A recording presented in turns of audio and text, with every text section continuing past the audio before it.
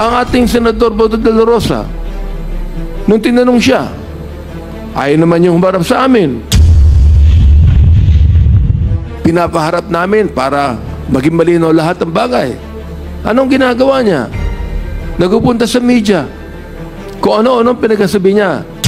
Naman mga kabayan, grabe ito si Congressman Abante na sa Quadcom Congress ay matapang na hinamon si Senator Bato de la Rosa na humarap sa kanila upang magkaalaman na kung sino ba talaga ang tama sa kanila at sino ba ang tamang pumuprotekta sa mga mamayang Pilipino.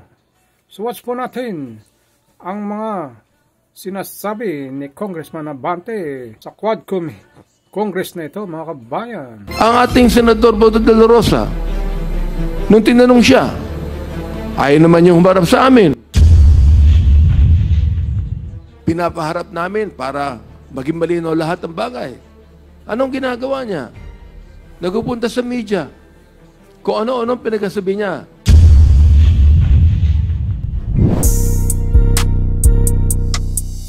To deliver his opening remarks is the Chair of the Committee on Human Rights, Congressman Benny Abante. You are recognized. Maraming salamat, Mr. Chair. Magandang umaga po sa inyo lahat, sa ating mga colleagues, sa ating mga resource speakers and witnesses. Salamat po sa inyong pagdalo muli sa Quadcom hearing na ito. Kayo po ay kasama naming mga lingkod ng ating bayan. So again, we gather here in what? In pursuit of truth, justice, and accountability. Kung meron man dito nagsasabi na we're gathered here because of politics, gusto namin humarap siya rito para sabihin sa amin directly. As we open this hearing, let us be reminded of the words of Romans 13:3 and 4. And I would like to read in quote, "For rulers are not a terror to good works, but to the evil." Ang rulers po dito ay hindi lamang ang ating political leaders, kundi lahat ng ating law enforcers. Ano po ang gawain natin? We are not a terror to good works, but to the evil. Wilt thou then not be afraid of the power? Do that which is good. Yan po ang command ng Scripture. Do that which is good, and thou shalt have praise of the same. For he is the minister of God to thee for good. Ang bawat opisyal po ng bayan ay tinawag na ministro ng Diyos para sa kabutihan. So ito po ang sinasabi, do that which is good.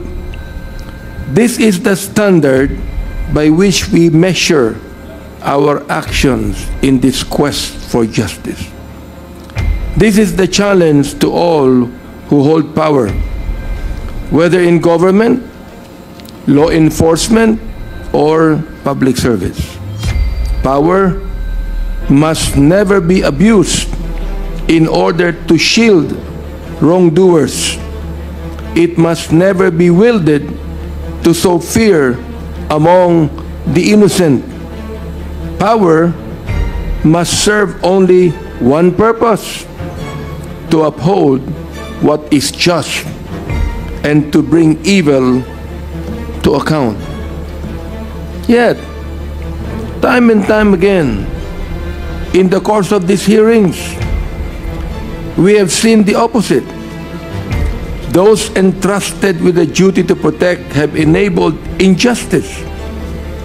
Those who swore to uphold the law have hidden behind silence. Those called to testify, like former PIDEA Chief Wilkins Villanueva, and I would never question his good record in the Philippine National Police. I admire what he has done. But he has refused to answer the people's questions, forcing us to cite them for contempt. This is not a mere legal matter. It is a moral one. After all, the first laws that were made in the world were based upon a moral code. If we are to serve justice, if we are to save our countrymen from the clutches of extrajudicial killings, illegal drugs, and pogos that have corrupted our institutions, then we must do that which is good. And this begins with the truth. May mga taong pinapasalamatan ang dating administrasyon sa war on drugs. Kine-question kami kung mas maganda ba na ang Pilipinas ay mahulog sa droga kaysa labanan ng droga. Sinabi namin, inulit-ulit namin dito, sinuportahan namin ang dating administrasyon sa war on drugs. Binanggit ko sa ating former president, ang hindi ko lang maintindihan kung bakit kinakailangang pumatay ng more than 30,000 people para mawala ang drugs. Ang question dito ito, nawala ba? Hindi nawala ang drugs. Ganun pa rin. Ang inaakala po namin dito, ay baka naman tinanggal natin ang kompetisyon para ang maiwan na lamang sa drug trade ay yung mga nasa kapangyarihan. Yun ang nais kong sabihin. Oho, ayaw po natin mahulog ang bansa sa droga. Ayaw po natin yan. Pero ayaw din natin na ang buong Pilipinas maging killing fields, na pumatay tayo, na hindi sinusunod ang ating saligang batas. Dito po ay atin nang nakita nung tinanong namin, bakit binaril to? Bakit pinatay ito? Sapagkat order po ito ng aming nakakataas. Kahit po ba ang order na nakakataas ay hindi ayon sa saligang batas, susundin ng ating mga law enforcers? Ano po ang sagot ng ating mga ibang law enforcement officials? Hindi po. Dapat sundin ang saligang batas. Ang ating Senador Bato de la Rosa, nung tinanong siya, ayaw naman yung humarap sa amin. Pinapaharap namin para maging malinaw lahat ng bagay. Anong ginagawa niya? Nagpupunta sa media. Kung ano-anong pinagsasabi niya. Sinisipa niya ang mga kapulisan na alam nila ang batas.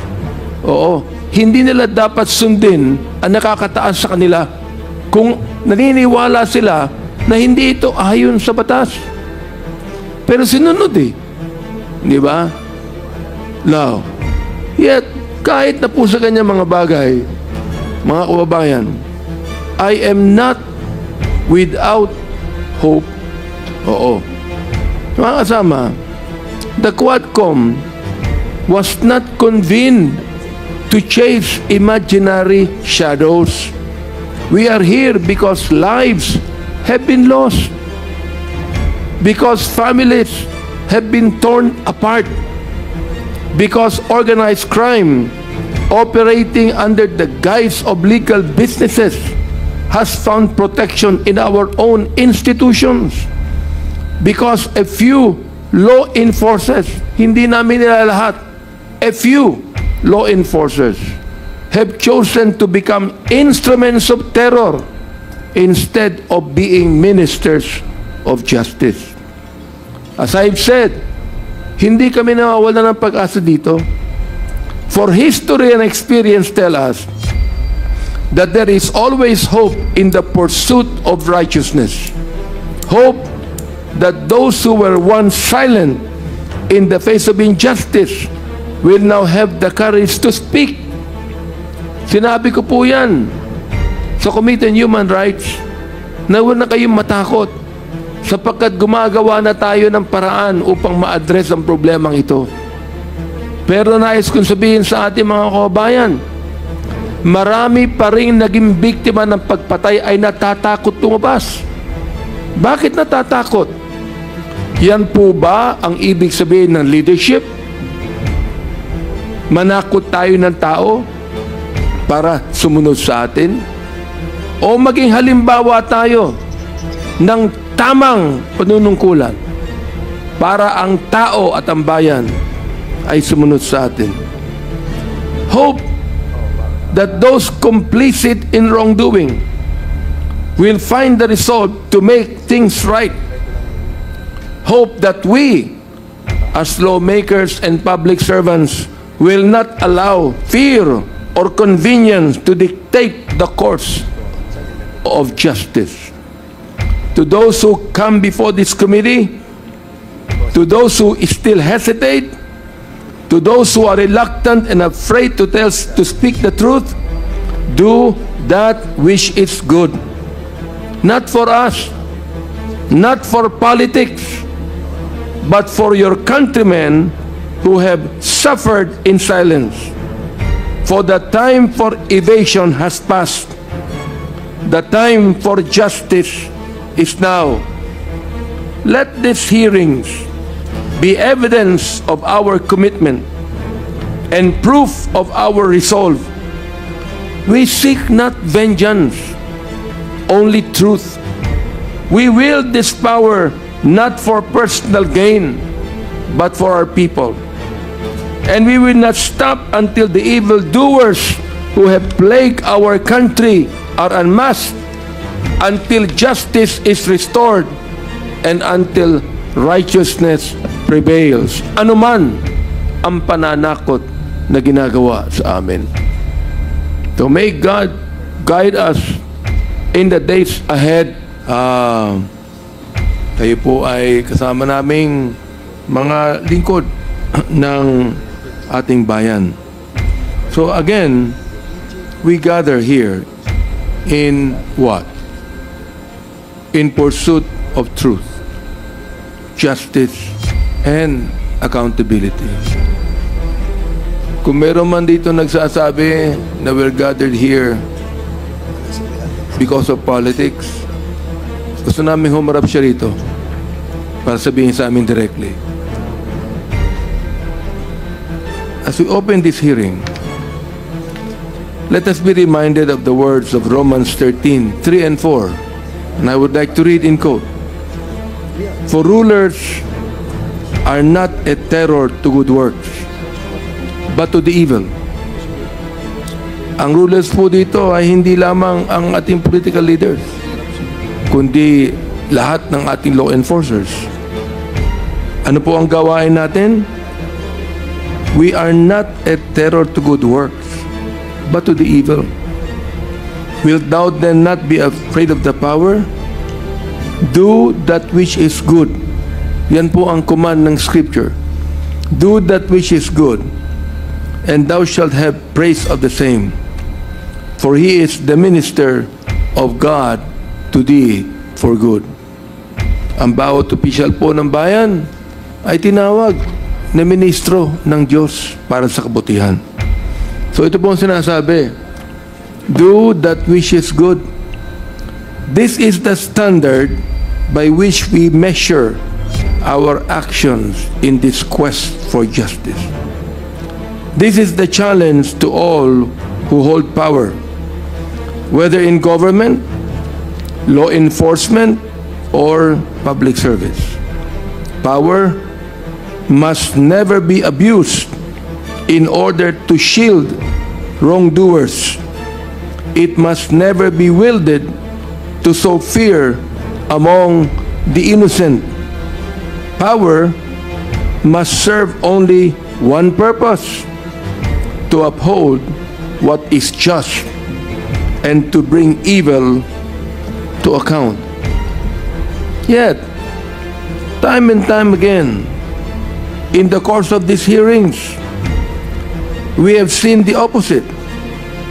Those entrusted with the duty to protect have enabled injustice.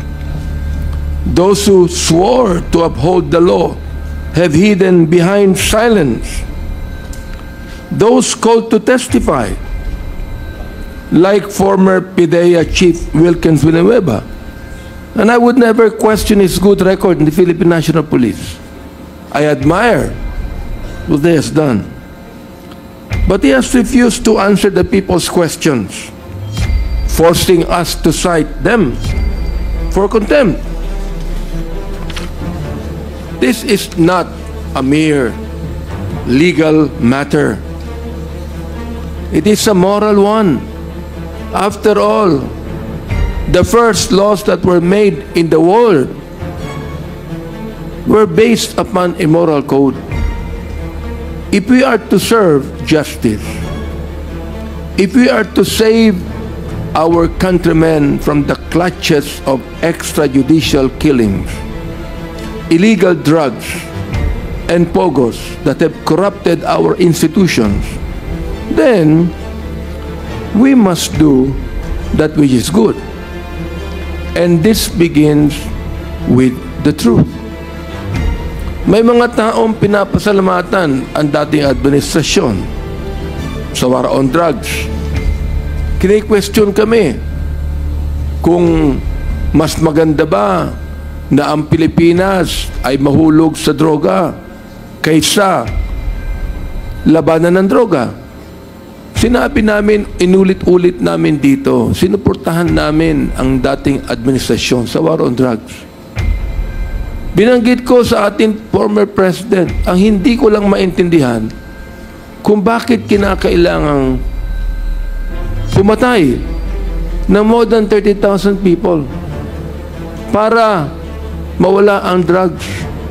Ang question dito ito, nawala ba? Hindi nawala ang drugs. Ganun pa rin.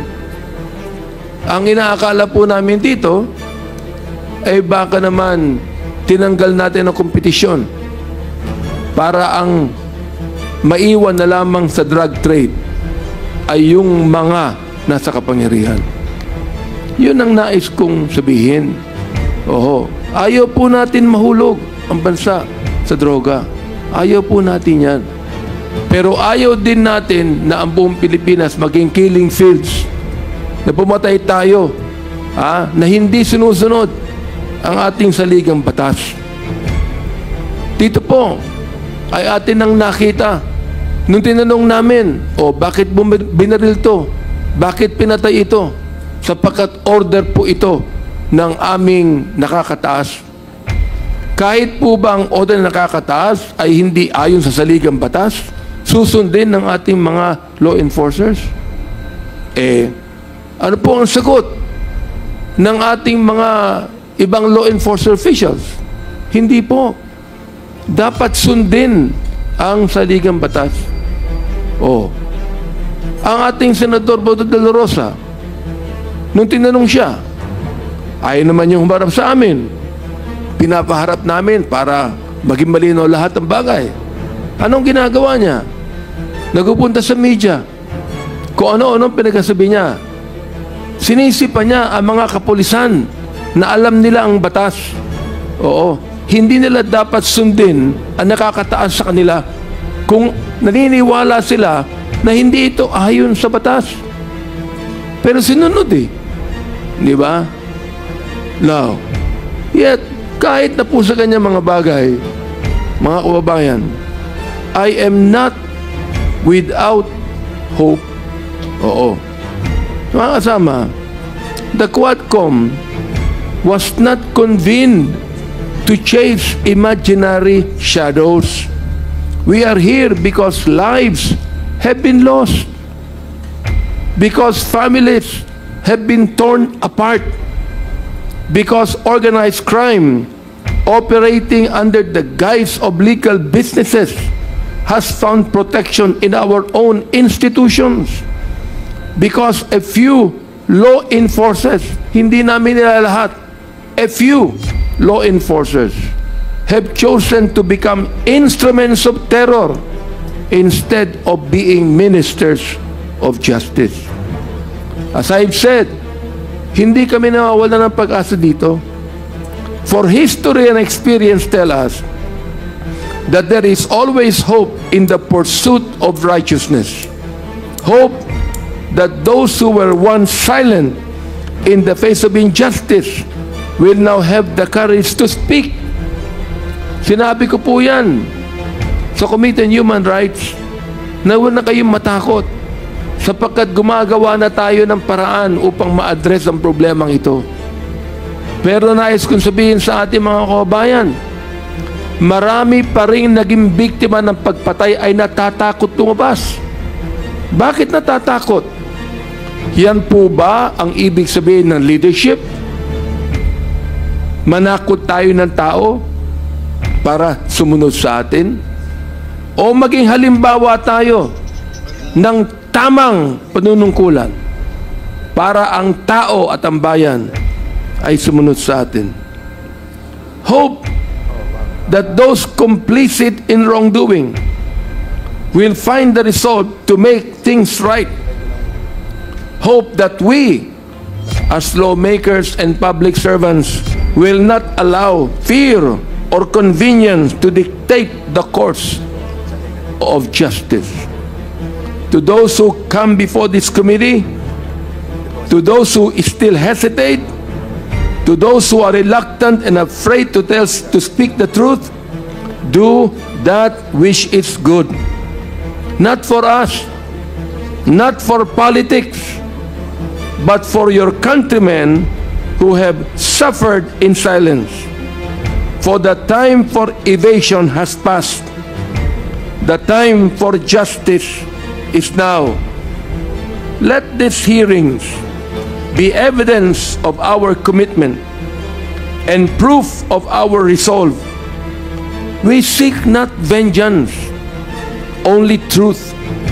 We wield this power not for personal gain, but for our people. And we will not stop until the evildoers who have plagued our country are unmasked, until justice is restored, and until righteousness prevails. Ano man ang pananakot na ginagawa sa amin. So may God guide us in the days ahead. Kayo po ay kasama naming mga lingkod ng ating bayan. So again, we gather here in what? In pursuit of truth, justice, and accountability. Kung meron man dito nagsasabi na we're gathered here because of politics, gusto namin humarap siya rito para sabihin sa amin directly. As we open this hearing, let us be reminded of the words of Romans 13:3 and 4. And I would like to read in quote. For rulers are not a terror to good works, but to the evil. Ang rulers po dito ay hindi lamang ang ating political leaders, kundi lahat ng ating law enforcers. Ano po ang gawain natin? We are not a terror to good works, but to the evil. Wilt thou then not be afraid of the power? Do that which is good. Yan po ang command ng Scripture. Do that which is good, and thou shalt have praise of the same. For he is the minister of God to thee for good. Ang bawat opisyal po ng bayan ay tinawag na ministro ng Diyos para sa kabutihan. So ito po ang sinasabi, do that which is good. This is the standard by which we measure our actions in this quest for justice. This is the challenge to all who hold power, whether in government, law enforcement, or public service. Power must never be abused in order to shield wrongdoers. It must never be wielded to sow fear among the innocent.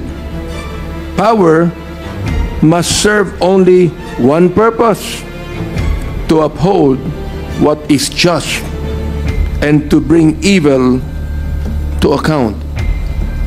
Yet, time and time again, in the course of these hearings, we have seen the opposite.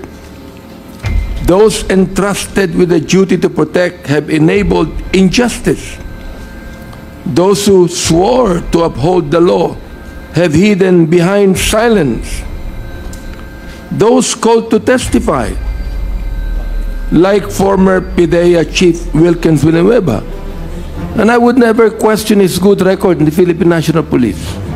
I admire what he has done. But he has refused to answer the people's questions, forcing us to cite them for contempt. This is not a mere legal matter. It is a moral one. After all, the first laws that were made in the world were based upon a moral code. If we are to serve justice, if we are to save our countrymen from the clutches of extrajudicial killings, illegal drugs, and pogos that have corrupted our institutions, then we must do that which is good. And this begins with the truth. May mga taong pinapasalamatan ang dating administrasyon sa war on drugs. Kine-question kami kung mas maganda ba na ang Pilipinas ay mahulog sa droga kaysa labanan ng droga. Sinabi namin, inulit-ulit namin dito, sinuportahan namin ang dating administrasyon sa war on drugs. Binanggit ko sa ating former president, ang hindi ko lang maintindihan kung bakit kinakailangang pumatay na more than 30,000 people para mawala ang drugs. Ang question dito ito, nawala ba? Hindi nawala ang drugs. Ganun pa rin. Ang inaakala po namin dito, ay baka naman tinanggal natin ang kompetisyon para ang maiwan na lamang sa drug trade ay yung mga nasa kapangyarihan. Yun ang nais kong sabihin. Oho, ayaw po natin mahulog ang bansa sa droga. Ayaw po natin yan. Pero ayaw din natin na ang buong Pilipinas maging killing fields, na pumatay tayo, na hindi sinusunod ang ating saligang batas. Dito po ay atin ang nakita nung tinanong namin, bakit binaril to? Bakit pinatay ito? Sapagkat order po ito ng aming nakakataas. Kahit po ba ang order na nakakataas ay hindi ayon sa saligang batas, susundin ng ating mga law enforcers? Ano po ang sagot ng ating mga ibang law enforcement officials? Hindi po. Dapat sundin ang saligang batas. Ang ating Senador Bato de la Rosa, nung tinanong siya, ayaw naman yung humarap sa amin. Pinapaharap namin para maging malinaw lahat ng bagay. Anong ginagawa niya? Nagpupunta sa media. Kung ano-anong pinagsasabi niya. Sinisipa niya ang mga kapulisan na alam nila ang batas. Hindi nila dapat sundin ang nakakataas sa kanila kung naniniwala sila na hindi ito ayon sa batas. Pero sinunod di ba? Now, yet, kahit na po sa kanya mga bagay, mga kababayan, I am not without hope. Mga kasama, the Quadcom was not convened to chase imaginary shadows. We are here because lives have been lost, because families have been torn apart, because organized crime operating under the guise of legal businesses has found protection in our own institutions, because a few law enforcers, hindi namin nila lahat, a few law enforcers have chosen to become instruments of terror instead of being ministers of justice. As I've said, hindi kami nawawala ng pag-asa dito. For history and experience tell us that there is always hope in the pursuit of righteousness. Hope that those who were once silent in the face of injustice will now have the courage to speak.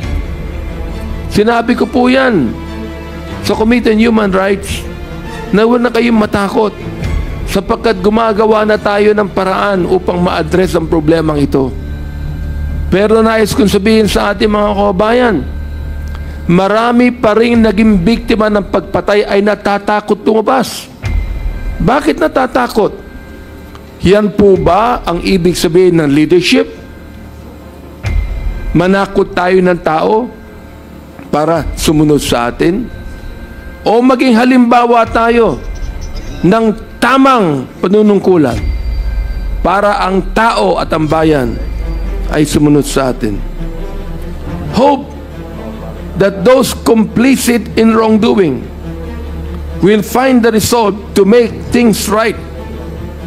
Hope that we, as lawmakers and public servants, will not allow fear or convenience to dictate the course of justice.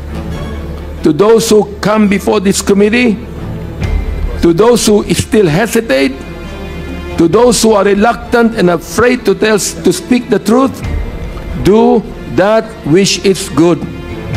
Not for us, not for politics, but for your countrymen who have suffered in silence.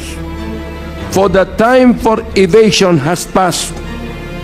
The time for justice is now. Let these hearings be evidence of our commitment and proof of our resolve. We seek not vengeance, only truth.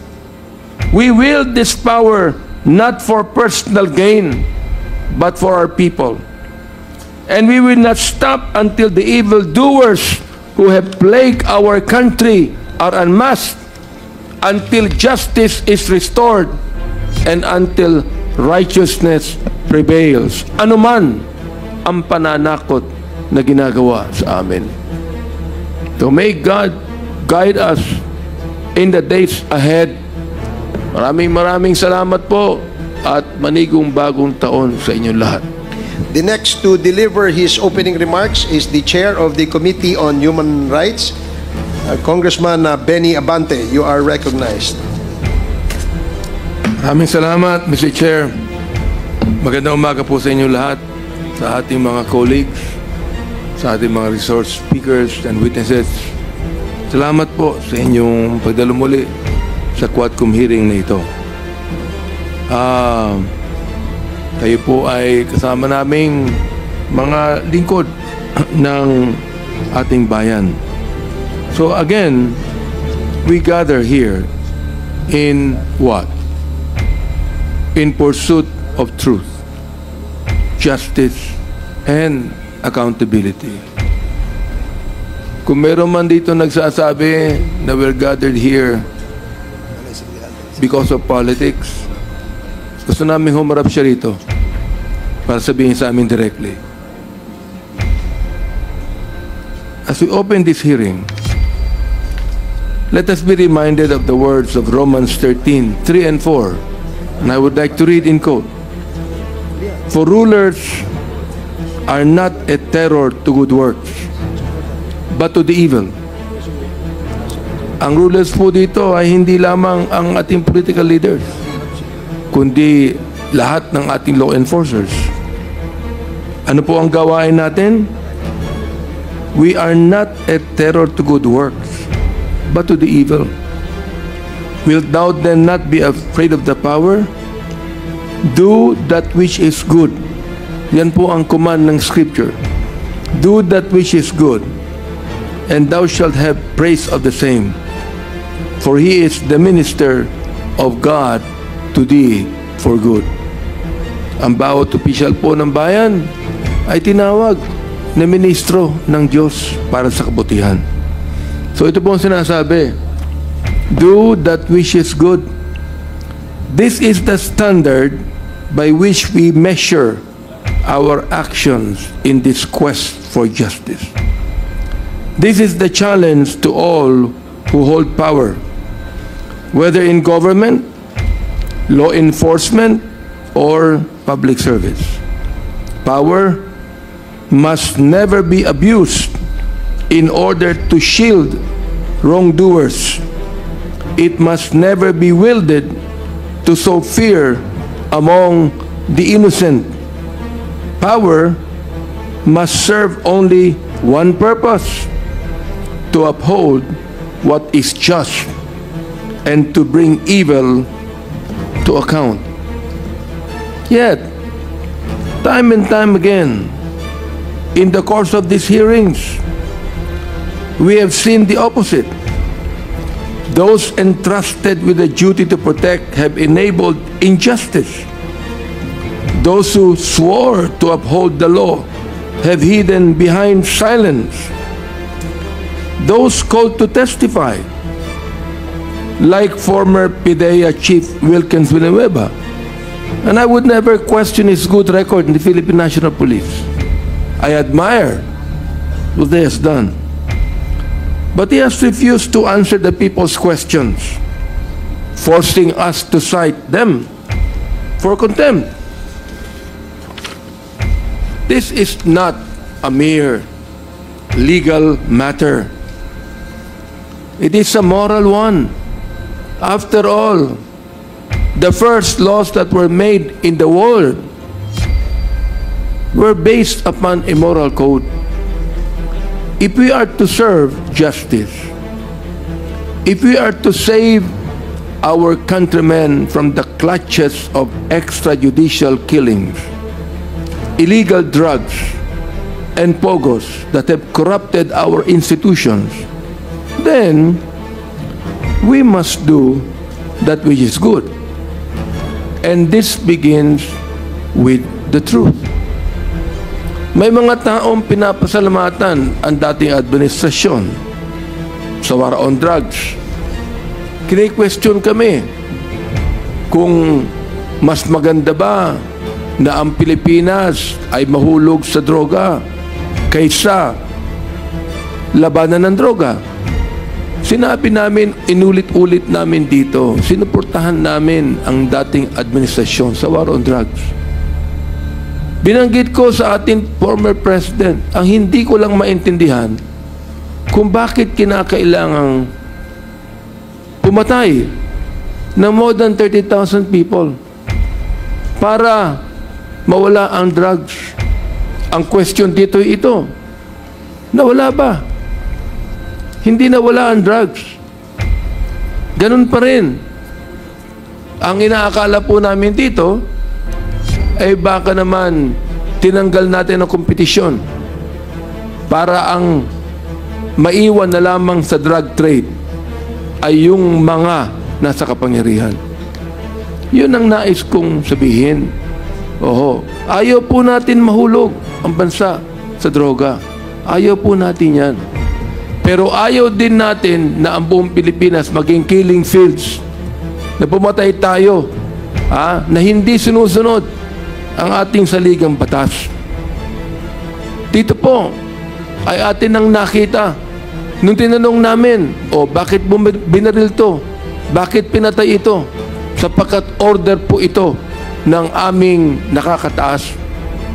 Kahit po ba ang order na nakakataas ay hindi ayon sa saligang batas, susundin ng ating mga law enforcers? Ano po ang sagot ng ating mga ibang law enforcer officials? Hindi po. Dapat sundin ang saligang batas. Ang ating Senador Bato de la Rosa, nung tinanong siya, ayaw naman yung humarap sa amin. Pinapaharap namin para maging malinaw lahat ng bagay. Anong ginagawa niya? Nagpupunta sa media. Kung ano-anong pinagsasabi niya. Sinisipa niya ang mga kapulisan na alam nila ang batas. Oo, hindi nila dapat sundin ang nakakataas sa kanila kung naniniwala sila na hindi ito ayon sa batas. Pero sinunod di ba? Now, yet, kahit na po sa kanya mga bagay, mga kababayan, I am not without hope. Oo. Mga kasama, the Quadcom was not convened to chase imaginary shadows. We are here because lives have been lost, because families have been torn apart, because organized crime operating under the guise of legal businesses has found protection in our own institutions, because a few law enforcers, hindi namin nila lahat, a few law enforcers have chosen to become instruments of terror instead of being ministers of justice. As I've said, hindi kami nawawala ng pag-asa dito. For history and experience tell us that there is always hope in the pursuit of righteousness. Hope that those who were once silent in the face of injustice will now have the courage to speak. Sinabi ko po yan sa Committee on Human Rights na huwag na kayong matakot sapagkat gumagawa na tayo ng paraan upang ma-address ang problemang ito. Pero nais kong sabihin sa ating mga kababayan, marami pa rin naging biktima ng pagpatay ay natatakot tumabas. Bakit natatakot? Yan po ba ang ibig sabihin ng leadership? Manakot tayo ng tao para sumunod sa atin? O maging halimbawa tayo ng tamang panunungkulan para ang tao at ang bayan ay sumunod sa atin? Hope that those complicit in wrongdoing will find the resolve to make things right. Hope that we, as lawmakers and public servants, will not allow fear or convenience to dictate the course of justice. To those who come before this committee, to those who still hesitate, to those who are reluctant and afraid to speak the truth, do that which is good. Not for us, not for politics, but for your countrymen who have suffered in silence. For the time for evasion has passed. The time for justice is now. Let these hearings be evidence of our commitment and proof of our resolve. We seek not vengeance, only truth. We wield this power not for personal gain, but for our people. And we will not stop until the evildoers who have plagued our country are unmasked, until justice is restored, and until righteousness prevails. Ano man ang pananakot na ginagawa sa amin. So may God guide us in the days ahead. Thank you for watching. At para sa mga bagong manonood, please like and subscribe and click the notification bell para updated po kayo sa aking mga video ilalabas. Maraming salamat po.